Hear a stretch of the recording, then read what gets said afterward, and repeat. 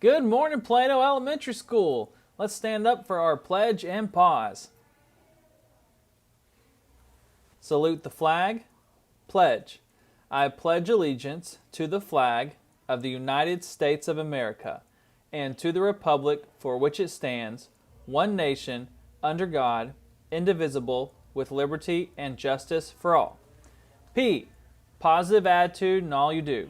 A. Act responsibly in all situations. W. Work hard toward success. S. Show respect to self and others. Thank you. You can have a seat. All right, Plano. Man, it's a big week for our nation. Of course, Election Day is tomorrow. We're going to talk about that in just a moment. But I hope everyone had a safe Halloween, and we are excited just to get started with another great school day. So first off, let's recognize some classes. And teachers, if you have one of our weekly awards, if you could return that to me this morning so that I can distribute those to our winners of this week's awards. So first off, Silver Spoon winner this week goes to a 6th grade class, Miss Kirk's class. And Golden Shoe, this is the class that did the best job in the hallways, goes to a 2nd grade class, Miss Cooper's class.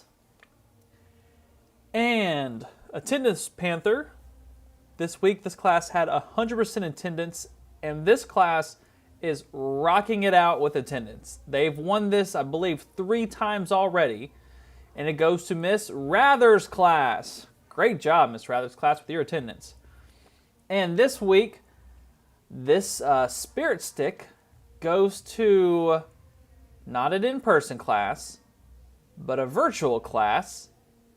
This class, I saw them utilize their Google Meet effectively. Everyone knew how to mute and unmute their mics. They were participating. And it goes to Miss Floyd's kindergarten class. So congratulations, Miss Floyd's class. All right, so tomorrow is Election Day, and I thought this would be a good time for us to talk about what happens on Election Day and how do we pick a president. Because sometimes people think whoever gets the most votes for president becomes president, but it's not necessarily true. So let's look at the thing called the Electoral College, which is what chooses the president. So the Electoral College came about with the creation of the U.S. Constitution, and our framers, they wanted to find a compromise between having just an outright popular vote and a congressional vote. So the compromise was creating this Electoral College. So when people vote for a president tomorrow, they technically are not voting for a president. They're voting for electors that are chosen by the candidates.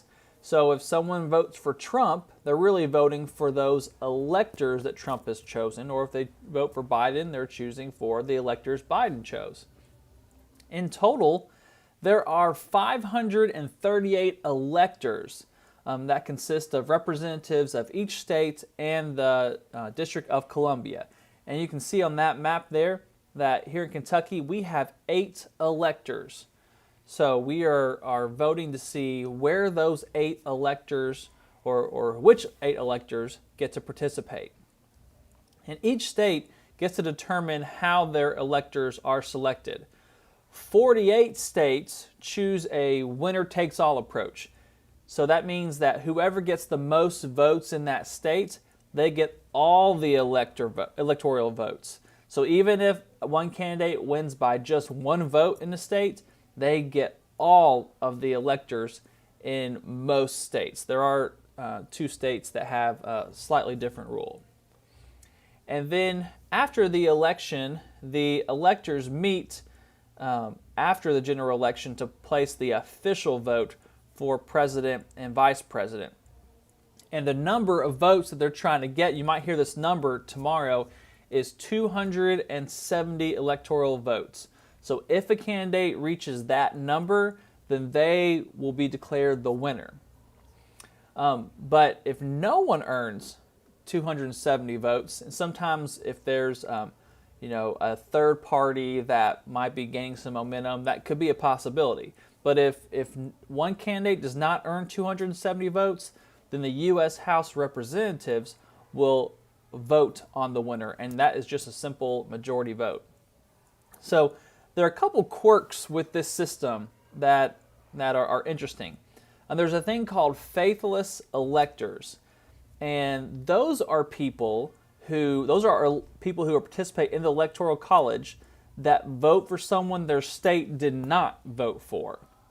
And since the Electoral College has been around, that has been since 1789, there have been 150 what they called faithless electors who didn't select their party's candidate.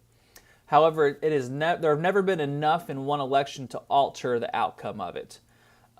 Coincidentally, in our last presidential election, there were the largest amount of faithless electors ever at 7.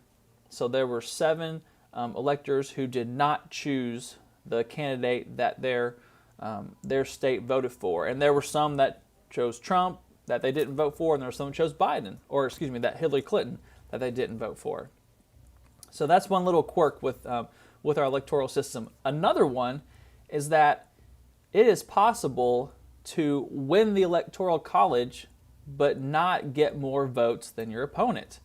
So there have been 4 times in our history that we call the popular vote. That's just a straight who got more votes than someone else. That's just adding all the votes in the entire nation together.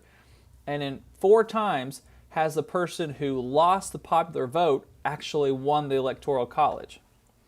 So let's look at those folks. So this is Rutherford B. Hayes, and in 1876 he lost the popular vote, but he won the presidency because he had more electoral votes. In 1888, Benjamin Harrison, again, lost the popular vote, but won the electoral vote. So that was 1888, and the next time that happened was more than 100 years later in the year 2000. When George W. Bush ran, he again lost the popular vote, but won Electoral College. And then again, in our last election, Donald Trump lost the popular vote, but he had more electoral votes, so he won the election.